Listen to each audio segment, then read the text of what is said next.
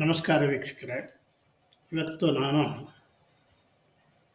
2025 April 27ವರೆಗೆ ಕೆಲವು ರಾಶಿಗಳ ಭವಿಷ್ಯ ಹೇಳಬೇಕು ಅಂತ ಪ್ರಯತ್ನ ಮಾಡ್ತೀನಿ.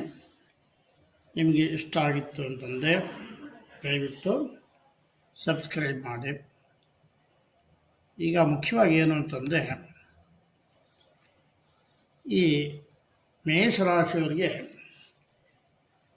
ಆದರೆ ಮೀನರಾಶಿಯಲ್ಲಿ ಬುಧ, ಶುಕ್ರ, ರಾಹು, ಶನಿ ಇರೋದರಿಂದ ನಿಮ್ಮ ಜೀವನದಲ್ಲಿ ಆಧ್ಯಾತ್ಮಿಕ ಪ್ರವೃತ್ತಿ, ಗುಟ್ಟು ವಿಷಯಗಳು ಮತ್ತು ಹಣಕಾಸಿನ ಚಿಂತೆ ಕಾಣಬಹುದು ಅಂತ ಹೇಳ್ಬೋದು. ಮೇಷ ಲಗ್ನ ಮತ್ತು ರವಿಚಂದ್ರರ ಮೇಷರಾಶಿ ಸ್ಥಿತಿ ನಿಮ್ಮನ್ನು ಸ್ಪಷ್ಟವಾದಿ, ಧೈರ್ಯಶಾಲಿ ಮತ್ತು ಭಾವುಕರನ್ನಾಗಿ ಮಾಡಿದೆ. ಗುರು ವೃಷಭ ರಾಶಿಯಲ್ಲಿ ಇರೋದರಿಂದ ಕುಟುಂಬ ಮತ್ತು ಆರ್ಥಿಕ ಸ್ಥಿತಿಗೆ ಸಹಾಯ ಆಗುತ್ತೆ ಅಂತ ಹೇಳ್ಬೋದು. ವಿವಾಹ ಮತ್ತು ಸಂಬಂಧಗಳು ಇದೇನಪ್ಪ ಅಂದರೆ 7ನೇ ಭಾವ ಏನು ಹೇಳುತ್ತೆ ಅಂದರೆ, 7ನೇ ಭಾವದ ಲಗ್ನಾಧಿಪತಿ ಶುಕ್ರ 12ನೇ ಭಾವದಲ್ಲಿ ರಾಹು ಶನಿಯೊಂದಿಗೆ ಇದ್ದಾರೆ. ಇದರಿಂದ ವಿವಾಹಕ್ಕೆ ತಡೆ ಉಂಟಾಗ್ಬೋದು ಅಂತ ಮೇಷರಾಶಿಯವ್ರಿಗೆ ಹೇಳ್ಬೋದು. ವಿಚಿತ್ರ ಪರಿಸ್ಥಿತಿಗಳು ಅಥವಾ ವಿದೇಶಿ ಸಂಬಂಧ ಒಂದು ಸ್ವಲ್ಪ ಯಾವುದಾದ್ರು ಉಂಟಾಗ್ಬೋದು ಅಂತ ಹೇಳ್ತೇವೆ. ಈ ಭವಿಷ್ಯದಲ್ಲಿ ಪ್ರೇಮ ವಿವಾಹ ಅಥವಾ ಅನಿರೀಕ್ಷಿತ ಸಂಬಂಧ ಬೆಳಿಬೋದು ಅಂತ ಹೇಳ್ಬೋದು. 2025-26ರಲ್ಲಿ ವಿವಾಹದ ಸೂಚನೆ ಇದೆ. ಆದರೆ ಸಂಬಂಧಗಳಲ್ಲಿ ವಿಶ್ವಾಸ ಮತ್ತು ಸಹನೆ ತುಂಬ ಅಗತ್ಯ ಇರಬೇಕಾಗ್ತದೆ. ಈ ಮಕ್ಕಳು ಮತ್ತು 5ನೇ ಭಾವ ಇದೆಯಾ ಹೇಗಪ್ಪ ಅಂದರೆ, ಮೇಷರಾಶಿಯವರಿಗೆ 5ನೇ ಭಾವಾಧಿಪತಿ ಸೂರ್ಯ 1ನೇ ಭಾವದಲ್ಲಿ ಬಲವಾಗಿದೆ.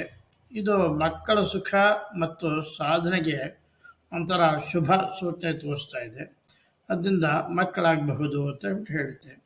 ಮಕ್ಕಳು ಪ್ರತಿಭಾವಂತರಾಗಿ ಕುಟುಂಬಕ್ಕೆ ಗೌರವ ತರಬಹುದು. ಆದರೆ 4ನೇ ಭಾವದಲ್ಲಿ ಕುಜನ ಪ್ರಭಾವದಿಂದ ಗರ್ಭಧಾರಣೆ ಅಥವಾ ಆರೋಗ್ಯದಲ್ಲಿ ಎಚ್ಚರಿಕೆ ಬೇಕು ಅಂತ ಹೇಳ್ಬೋದು. ಈ ವೃತ್ತಿ ಮತ್ತು ಆರ್ಥಿಕ ಸ್ಥಿತಿ 10ನೇ ಭಾವ, ಈ ಮೇಷರಾಶಿಯವರಿಗೆ 10ನೇ ಭಾವ ಹೇಗಿದೆ ಅಂತ ನೋಡೋಣ. ಈ 10ನೇ ಭಾವದ ಅಧಿಪತಿ ಶನಿ 12ನೇ ಭಾವದಲ್ಲಿ ರಾಹುವಿನೊಂದಿಗೆ ಇದ್ದಾರೆ. ಇದು ವಿದೇಶಿ ವ್ಯವಹಾರ, ಆಸ್ಪತ್ರೆ ಅಥವಾ ಗುಪ್ತ ಸೇವೆಗಳೊಂದಿಗೆ ಸಂಬಂಧಿಸಿದ ವೃತ್ತಿಯನ್ನು ಸೂಚಿಸುತ್ತೆ. ಭವಿಷ್ಯ ಏನಪ್ಪ ಅಂದರೆ, 2025-26ರಲ್ಲಿ ಹೊಸ ವೃತ್ತಿ ಅವಕಾಶಗಳು ಬರಲಿದೆ ಅಂತ ಇದನ್ನ ಹೇಳ್ಬೋದು. ಆದರೆ ಸಹಕರಿಸಿದ ಸಹೋದ್ಯೋಗಿಗಳು ಅಥವಾ ಕಾನೂನು ಸಮಸ್ಯೆಗಳಿಂದ ಎಚ್ಚರಿಕೆ. ಆದ್ದರಿಂದ ಉದ್ಯೋಗಗಳು, ಸಹೋದ್ಯೋಗಿಗಳು ಏನಂದರೆ ಸಹಕಾರ ಕೊಡಲ್ಲ, ಇದೊಂದು ತೊಂದರೆ ಆಗುತ್ತೆ. ಮತ್ತು ಕಾನೂನು ಸಮಸ್ಯೆಗಳಿಂದ ತುಂಬ ಎಚ್ಚರಿಕೆಯಾಗಿರಬೇಕಾಗುತ್ತೆ. ಕುಟುಂಬ ಮತ್ತು ಸಂಪತ್ತು ನೋಡೋಣ ಇದು ಹೇಗಿದೆ ಅಂತ. 4ನೇ ಮತ್ತು 2ನೇ ಭಾವ ಹೇಗಿದೆ ಅಂತ ಮೇಷರಾಶಿಯವರಿಗೆ. 4ನೇ ಭಾವದಲ್ಲಿ ಕುಜನು ದುರ್ಬಲ ಸ್ಥಿತಿ, ಕರ್ಕಾಟಕ ರಾಶಿ, ಮನಃಶಾಂತಿಯನ್ನು ಕದಡಬಹುದು ಅಂತ ಹೇಳ್ಬೋದು. 2ನೇ ಭಾವದಲ್ಲಿ ಗುರು ಆರ್ಥಿಕ ಸ್ಥಿರತೆ ನೀಡ್ತಾರೆ. ಭವಿಷ್ಯ ಏನಪ್ಪ ಅಂದರೆ, ಸ್ವತ್ತು ವಿವಾದಗಳು, ತಾಯಿ ತಂದೆಯ ಆರೋಗ್ಯದ ಸಮಸ್ಯೆ ಅಥವಾ ಮನೆ ನವೀಕರಣದ ಹೊರೆ ಕಾಣಬಹುದು ಅಂತ ಹೇಳ್ಬೋದು. ಹಣವನ್ನು ಒಂದು ಸ್ವಲ್ಪ ಎಚ್ಚರಿಕೆಯಿಂದ ನಿರ್ವಹಿಸೋದು ತುಂಬ ಒಳ್ಳೆಯದು. ಆರೋಗ್ಯ ಸ್ಥಿತಿ ಹೇಗಪ್ಪ ಅಂತಂದರೆ, 1ನೇ ಮತ್ತು 6ನೇ ಮತ್ತು 8ನೇ ಭಾವ ಏನು ಹೇಳುತ್ತೆ ಅಂದರೆ, 6ನೇ ಭಾವದ ಕೇತು ಮತ್ತು 8ನೇ ಭಾವದ ಕುಜನ ಪ್ರಭಾವದಿಂದ ಹೊಟ್ಟೆಗೆ ರಕ್ತದೊಂದಿಗೆ ಸಂಬಂಧಿಸಿದ ರೋಗಗಳು, ಶಸ್ತ್ರಚಿಕಿತ್ಸೆ ಮತ್ತು ಒತ್ತಡದ ಸಮಸ್ಯೆ ಉದ್ಭವಿಸ್ಬೋದು ಅಂತ ಹೇಳ್ತೀನಿ. ಸೂಚನೆ ಏನಪ್ಪ ನಿಮಗೆ ಅಂದರೆ, ನಿಯಮಿತವಾಗಿ ವ್ಯಾಯಾಮ ಮಾಡ್ತಕ್ಕಂಥದ್ದು, ಮಾನಸಿಕ ಒತ್ತಡವನ್ನು ನಿಯಂತ್ರಿಸಬೇಕು ಅಂತ ಹೇಳ್ಬೋದು. ಪರಿಹಾರಗಳು ಏನಪ್ಪ ಅಂದರೆ, ನಿಮಗೆ ಇದಕ್ಕೆಲ್ಲ ಶನಿ ರಾಹು ಪರಿಹಾರ. ಶನಿವಾರದಂದು ಎಳ್ಳು ತೈಲದೀಪ ಹಚ್ಚಿ ಮತ್ತು ಶಂ ಶನೈಶ್ಚರಾಯ ನಮಃ ಅಂತ ಮಂತ್ರವನ್ನು 108 ಬಾರಿ ಜಪಿಸಬೇಕು. ನೀಲಿ ಮಣಿ ಅಥವಾ ಗೋಮೇಧಿಕ ರತ್ನ ಧರಿಸಬೇಕು ಅಂತ ಹೇಳ್ಬಿಟ್ಟು ಹೇಳುತ್ತೆ. ಈ ಮಂಗಳವಾರದಂದು ಹನುಮಾನ್ ಚಾಲೀಸ ಪಠಿಸಿ ಮಂಗಳನ ಪರಿಹಾರಕ್ಕೆ ಮಂಗಳವಾರದಂದು ಹನುಮಾನ್ ಚಾಲೀಸ ಪಠಿಸಬೇಕು. ಹಾಗೆ ಹಾಗಲಕಾಯಿ ದಾನ ಮಾಡಿ ಮತ್ತು ಮೋಗ್ರಾಗಳ ರತ್ನ ಧರಿಸಬೇಕು. ಇದರಿಂದ ಒಳ್ಳೆಯದಾಗುತ್ತೆ. ಮೇಷರಾಶಿಯವರಿಗೆ ವಿವಾಹಕ್ಕಾಗಿ ಶುಕ್ರನ ಪೂಜೆ ಮಾಡಿಸ್ಬೇಕು. ಶುಕ್ರವಾರದಂದು ಸ್ಫಟಿಕ ಶೈಲಿಯಲ್ಲಿ ಲಕ್ಷ್ಮೀದೇವಿ ಪೂಜಿಸಬೇಕು. ಶಂ ಶುಕ್ರಾಯ ನಮಃ ಅಂತ ಮಂತ್ರನ ಜಪಿಸಬೇಕು. ಕುಟುಂಬ ಶಾಂತಿಗೆ ಪ್ರತಿದಿನ ಮನೆಯಲ್ಲಿ ಗಂಧ ಹೂವಿನ ಧೂಪ ಹಚ್ಚಿ ಓಂ ನಮಃ ಶಿವಾಯ ಅಂತ ಹೇಳ್ಬಿಟ್ಟು ಪಠನೆ ಹೇಳಬೇಕಾಗತ್ತೆ.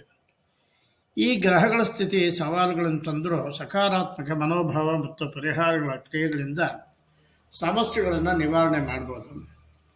ಆದರೂ ಕೆಲವು ವಿಶೇಷಾಂಶಗಳನ್ನ ಇದಕ್ಕೆ ನಾನು ಹೇಳ್ತೀನಿ. ತುಂಬ ತೊಂದರೆ ಆದವ್ರಿಗೆ ನಿಮಗೆ ಇದನ್ನು ಹೇಳಬೇಕಾಗುತ್ತೆ. ಈ ಶನಿ ರಾಹು ಪರಿಹಾರಕ್ಕೆ ಶನಿ ಮತ್ತು ರಾಹುವಿನ ಸಂಬಂಧ ಹೋಮವನ್ನು ಖಂಡಿತ ನೀವು ಮಾಡ್ಕೋಬೇಕಾಗುತ್ತೆ. ಆವಾಗ ನಿಮಗೆ ಕೆಲವು ತೊಂದರೆಗಳು ನಿವಾರಣೆ ಆಗುತ್ತೆ. ಕುಜನ ಹೋಮ ಮಾಡ್ಕೊಳ್ಳೋದ್ರಿಂದ ಕೂಡ ತುಂಬ ಒಳ್ಳೆಯದಾಗುತ್ತೆ. ವಿವಾಹ ಆಗದೇ ಇದ್ದರೂ ಮಾತ್ರ ಶುಕ್ರನ ಹೋಮ ಮತ್ತು ಸ್ವಯಂವರ ಕಲಾ ಹೋಮವನ್ನು ಮಾಡ್ಕೊಳ್ಳಿ.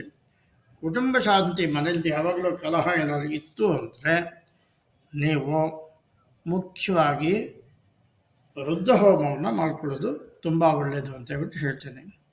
ಆದ್ದರಿಂದ ನಿಮ್ಮ ಸಮಸ್ಯೆಗೆ ಪರಿಹಾರ ಎಲ್ಲಿದೆ, ಆದಷ್ಟು ನಿಮಗೇನಾದ್ರು ಆಗಲಿಲ್ಲ ಅಂತಂದರೆ 9845776093 ಇದಕ್ಕೆ ಕಾಲ್ ಮಾಡಿ ನಿಮಗೆ ಮುಂದಿನ ತೊಂದರೆಗಳೇನಿತ್ತು ಅಂದರೆ ಖಂಡಿತವಾಗಿ ನಿವಾರಣೆ ಮಾಡ್ಕೋಬೋದು ಅಂತ ಹೇಳ್ತೀನಿ.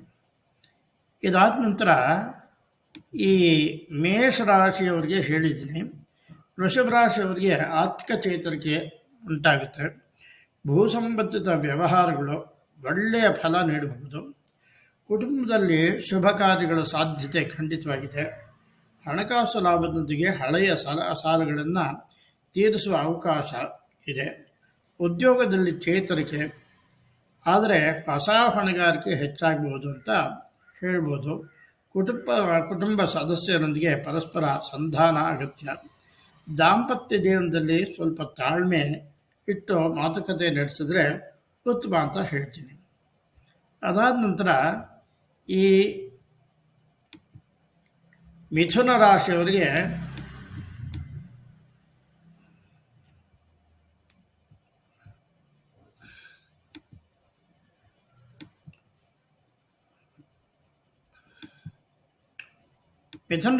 ಏನಪ್ಪ ಅಂತಂದರೆ ವ್ಯವಹಾರದಲ್ಲಿ ಒಂದು ಸ್ವಲ್ಪ ಲಾಭದಾಯಕ ಅವಕಾಶಗಳು ದೊರಕಬಹುದು. ಆದರೆ ಹೂಡಿಕೆ ಇದು ಸೂಕ್ತ ಕಾಲ ಅಲ್ಲ ಅಂತ ಹೇಳ್ತೀನಿ. ಪ್ರೇಮ ಸಂಬಂಧದಲ್ಲಿ ಗೊಂದಲ ಉಂಟಾಗಬಹುದು. ಸ್ನೇಹಿತರ ಸಹಾಯದಿಂದ ಹೊಸ ಅವಕಾಶಗಳು ಒದಗಬಹುದು ಅಂತ ಹೇಳ್ಬೋದು. ಕುಟುಂಬದಲ್ಲಿ ಸಣ್ಣ ಮಾತುಕತೆಗಳಿಂದ ಗೊಂದಲ ತರೋ ಸಾಧ್ಯತೆ ಇದೆ. ವೃತ್ತಿ ಜೀವನದಲ್ಲಿ ಪ್ರಗತಿ ಸಾಧನೆ ಮಾಡಬೇಕು ಅಂದರೆ ತುಂಬ ಹೆಚ್ಚು ಶ್ರಮ ಪಡಬೇಕಾಗತ್ತೆ. ನೀವು ಆದಷ್ಟು ಪ್ರಯತ್ನ ಮಾಡಿಕೊಂಡು ವೃದ್ಧ ಹೋಮ ಮತ್ತು ಈ ಗುರುವಿಗೆ ಶಾಂತಿ ಹೋಮಾದಿಗಳನ್ನು ಮಾಡಿಸ್ಕೊಳ್ಳೋದು ತುಂಬ ಶ್ರೇಯಸ್ಕರ ಅಂತ ಹೇಳ್ತೀನಿ. ಬಡವರಿಗೆ ಆಹಾರ ಮತ್ತು ಅನುದಾನ ಮಾಡ್ತಕ್ಕಂಥದ್ದು ಒಳ್ಳೆಯದು ಅಂತ ಹೇಳ್ತೀನಿ. ಈ ಕರ್ಕಾಟಕ ರಾಶಿಯವರಿಗೆ ಭವಿಷ್ಯ ಹೇಗಿದೆ ಅಂತಂದರೆ ಖರ್ಚು ತುಂಬ ಹೆಚ್ಚಾಗುತ್ತೆ. ಆರೋಗ್ಯದ ಸಮಸ್ಯೆಗಳು ಎದುರಿಸಬೇಕಾಗಬಹುದು. ದೂರ ಪ್ರಯಾಣ ತಡವಾಗಬಹುದು. ಮನಸ್ಸಿನಲ್ಲಿ ಉದ್ವೇಗ ಹೆಚ್ಚಾಗಬಹುದು. ನಿರ್ಧಾರ ತೆಗೆದುಕೊಳ್ಳುವಾಗ ತಾಳ್ಮೆ ಇರಬೇಕು. ಆರ್ಥಿಕ ನಷ್ಟವನ್ನು ತಪ್ಪಿಸಲು ಸೂಕ್ತವಾದ ಯೋಜನೆ ತುಂಬ ಅಗತ್ಯ ಅಂತ ಹೇಳ್ತೀನಿ. ಪರಿಹಾರ ಚಂಡಿ ಹೋಮ ಮತ್ತು ದತ್ತಾತ್ರೇಯ ಸ್ತೋತ್ರ ಪಠನ, ಸೋಮವಾರ ಶಿವನಿಗೆ ಹಾಲಭಿಷೇಕ ಮಾಡೋದ್ರಿಂದ ಶಾಂತಿ ದೊರಕುತ್ತೆ. ನಿಮಗೆ ಇಷ್ಟ ಆದಲ್ಲಿ ನಮಗೆ ಕರೆ ಮಾಡಿ. ಸಿಂಹರಾಶಿಯವರಿಗೆ ವೃತ್ತಿಯಲ್ಲಿ ಯಶಸ್ಸು, ಸುಖಕರ ವಾತಾವರಣ, ವೈಯಕ್ತಿಕ ಜೀವನದಲ್ಲಿ ಚೇತರಿಕೆ ಉಂಟಾಗುತ್ತೆ ಅಂತ ಹೇಳ್ಬಿಟ್ಟು ಹೇಳ್ಬೋದು. ಪರಿಹಾರ ಏನಪ್ಪ ಅಂದರೆ ಸೂರ್ಯನಾರಾಯಣನ ಆರಾಧನೆ ಮಾಡಿ, ಆದಿತ್ಯ ಹೃದಯನ ಪಠನೆ ಮಾಡಿ. ಕನ್ಯಾ ರಾಶಿಯವರಿಗೆ ಉದ್ಯೋಗದಲ್ಲಿ ಅನುಕೂಲ, ಮಕ್ಕಳ ವಿದ್ಯಾಭ್ಯಾಸದಲ್ಲಿ ಯಶಸ್ಸು ಸಿಗುತ್ತೆ. ಪರಿಹಾರ ಏನಪ್ಪ ಅಂದರೆ ಕೇತು ಶಾಂತಿ ಹೋಮವನ್ನು ಮಾಡಿಸ್ಕೊಳ್ಳಿ, ದುರ್ಗಾದೇವಿ ಆರಾಧನೆ ಮಾಡಿಸ್ಕೊಳ್ಳೋದ್ರಿಂದ ಒಳ್ಳೆಯದಾಗುತ್ತೆ. ಈ ತುಲಾರಾಶಿಯವರಿಗೆ ಕೋರ್ಟ್ ಕೇಸು ತೊಂದರೆ, ಮನೋಸ್ಥಿತಿಯಲ್ಲಿ ಗೊಂದಲ ಉಂಟಾಗ್ಬೋದು. ಪರಿಹಾರ ಏನಪ್ಪ ಅಂದರೆ ರಾಮರಕ್ಷಾ ಸ್ತೋತ್ರನ ಪಠನೆ ಮಾಡಿ, ನವಗ್ರಹ ಹೋಮವನ್ನು ಮಾಡಿಸ್ಕೊಳ್ಳಿ, ಒಳ್ಳೆಯದಾಗುತ್ತೆ. ವೃಶ್ಚಿಕ ರಾಶಿಯವರಿಗೆ ಭವಿಷ್ಯ ಏನಪ್ಪ ಅಂದರೆ ಸಂಗಾತಿಯ ಆರೋಗ್ಯದ ಬಗ್ಗೆ ಕಾಳಜಿ ವಹಿಸಬೇಕು.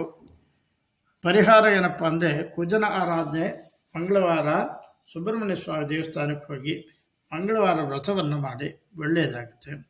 ಧನುರಾಶಿಯವರಿಗೆ ಆರ್ಥಿಕ ಪರಿಸ್ಥಿತಿ ಸ್ಥಿರವಾಗುತ್ತೆ, ವಿದ್ಯಾರ್ಥಿಗಳಿಗೆ ಉತ್ತಮ ಫಲಾಂಶ ಸಿಗುತ್ತೆ. ಪರಿಹಾರ ಏನಪ್ಪ ಅಂದರೆ ಪಿತೃತರ್ಪಣ ಮಾಡಿಸಿ ವಿಷ್ಣು ಸಹಸ್ರನಾಮ ಪಠನೆಯನ್ನು ಮಾಡಿಕೊಳ್ಳಿ, ಒಳ್ಳೆಯದಾಗುತ್ತೆ. ಮಕರ ರಾಶಿಯವರಿಗೆ ಕೌಟುಂಬಿಕ ಕಲಹ ಮತ್ತು ಆರ್ಥಿಕ ಚೇತರಿಕೆ ಉಂಟಾಗುತ್ತೆ. ಈ ಕೌಟುಂಬಿಕ ಕಲಹಕ್ಕೆ ಶನಿಯ ಆರಾಧನೆ ಮಾಡಿ, ಎಳ್ಳು ದಾನವನ್ನು ಮಾಡಿ ಮತ್ತು ಎಳ್ಳಿನಿಂದ ಹೋಮ ಆಯಿತು ಅಂದರೆ ಖಂಡಿತ ಮಾಡಿಸ್ಕೊಳ್ಳಿ, ತುಂಬ ಒಳ್ಳೆಯದಾಗುತ್ತೆ. ಕುಂಭರಾಶಿಯವರಿಗೆ ಪ್ರಯತ್ನದಲ್ಲಿ ಒಂದು ಸ್ವಲ್ಪ ವಿಳಂಬ ಉಂಟಾಗುತ್ತೆ. ಯಾವುದೇ ಕೆಲಸ ಮಾಡಬೇಕು ಅಂತಂದರೆ ತುಂಬ ವಿಳಂಬ ಉಂಟಾಗುತ್ತೆ, ಸಹನೆ ತುಂಬ ಬೇಕಾಗುತ್ತೆ. ಪರಿಹಾರ ಸತ್ಯನಾರಾಯಣ ಪೂಜೆ ಮಾಡಿಸಿ, ಶನಿವಾರ ಶನಿಗೆ ಎಳ್ಳೆಣ್ಣೆ ದಾನ ಮಾಡಿ, ಒಳ್ಳೆಯದಾಗುತ್ತೆ. ಮತ್ತು ಮೀನರಾಶಿಯವರಿಗೆ ನಿರ್ಧಾರ ತೆಗೆದುಕೊಳ್ಳುವಾಗ ಎಚ್ಚರಿಕೆ ಬೇಕು. ಆರೋಗ್ಯದ ಬಗ್ಗೆ ಕಾಳಜಿ ಎರಡೂ ಇರಬೇಕಾಗುತ್ತೆ. ಚರ್ಮ ರೋಗದ ಒಂದು ಸ್ವಲ್ಪ ಸಮಸ್ಯೆ ಉಂಟಾಗಬಹುದು, ಮಾನಸಿಕ ಹಿಂಸೆ ಉಂಟಾಗಬಹುದು. ಆದರೆ ನಿಮ್ಮ ಕಾರ್ಯಗಳಲ್ಲಿ ಯಶಸ್ಸು ಕೂಡ ತುಂಬ ಬೇಗ ಸಿಗುತ್ತೆ, ಏನು ಯೋಚನೆ ಇಲ್ಲ. ಪರಿಹಾರ ಏನಂತಂದರೆ ರಾಹುಶಾಂತಿ ಹೋಮವನ್ನು ಮಾಡಿಸ್ಕೊಳ್ಳಿ, ನರಸಿಂಹನ ಆರಾಧನೆ ಮಾಡೋದ್ರಿಂದ ಒಳ್ಳೆಯದಾಗುತ್ತೆ. ಈ ಕೋರ್ಟು ಕಚೇರಿ ತೊಂದರೆಗೆ ನವಗ್ರಹ ಹೋಮ, ಸುಬ್ರಹ್ಮಣ್ಯ ಸ್ವಾಮಿ ಹೋಮ ತುಂಬ ಒಳ್ಳೆಯದು. ಆರೋಗ್ಯ ಸಮಸ್ಯೆ ಇತ್ತು ಅಂದರೆ ಮಾರುತಿ ಸ್ತೋತ್ರ, ಅಯ್ಯಪ್ಪ ಸ್ವಾಮಿ ಭಕ್ತಿಯಿಂದ ಪ್ರಾರ್ಥನೆ ಮಾಡಿ, ಒಳ್ಳೆಯದಾಗುತ್ತೆ. ಮನೆ ಕಲಹಕ್ಕೆ ತುಳಸಿಗೆ ನೀರು ಹಾಕಿ ತುಳಸಿ ಪೂಜೆ ಮಾಡಿ ಮತ್ತು ಮಹಾಲಕ್ಷ್ಮಿ ಪೂಜೆ ಮಾಡೋದ್ರಿಂದ ಒಳ್ಳೆಯದಾಗುತ್ತೆ. ವ್ಯಾಪಾರದಲ್ಲಿ ತೊಂದರೆ ಇದ್ದವರು ಮಂಗಳ ಗ್ರಹನ ಶಾಂತಿ ಹೋಮವನ್ನು ಮಾಡಿಸ್ಕೊಳ್ಳಿ, ಆಂಜನೇಯನ ಆರಾಧನೆ ಮಾಡಿಸಿ. ಮದುವೆ ತಡ ಆಗ್ತಕ್ಕಂಥವ್ರು ಶಿವನ ಹೋಮವನ್ನು ಮಾಡಿಸ್ಕೊಳ್ಳಿ, ರುದ್ರ ಹೋಮ ಮಾಡಿಸ್ಕೊಳ್ಳಿ ಮತ್ತು ರುದ್ರಾಭಿಷೇಕವನ್ನು ಮಾಡಿಸಿ ಒಂದು 4 ವಾರ. ಅದಾದಮೇಲೆ ಮಾತೃಕಾ ಪೂಜೆ, ಷೋಡಶ ಮಾತೃಕಾ ಪೂಜೆಯನ್ನು ಮಾಡಿಸ್ಕೊಳ್ಳಿ, ತುಂಬ ಒಳ್ಳೆಯದಾಗುತ್ತೆ. ನೀವು ಯಾವುದೇ ತೊಂದರೆಯನ್ನು ಎದುರಿಸ್ತಿದ್ರೆ ಪರಿಹಾರಗಳನ್ನು ಅನುಸರಿಸಿ, ದೇವರ ಅನುಗ್ರಹ ಸದಾ ನಿಮಗೆ ಒಳ್ಳೇದು ಮಾಡಲಿ. ಜೊತೆಗೆ ನಿಮಗೆ ಇನ್ನೂ ಹೆಚ್ಚಿನ ತೊಂದರೆ ಇತ್ತು ಅಂದರೆ ನನಗೆ 9845776093 ಇದಕ್ಕೆ ಕಾಲ್ ಮಾಡಿ ಪರಿಹಾರ ಅನ್ನೋದನ್ನು ಸೂಚಿಸೋಣ. ನಮಸ್ಕಾರ.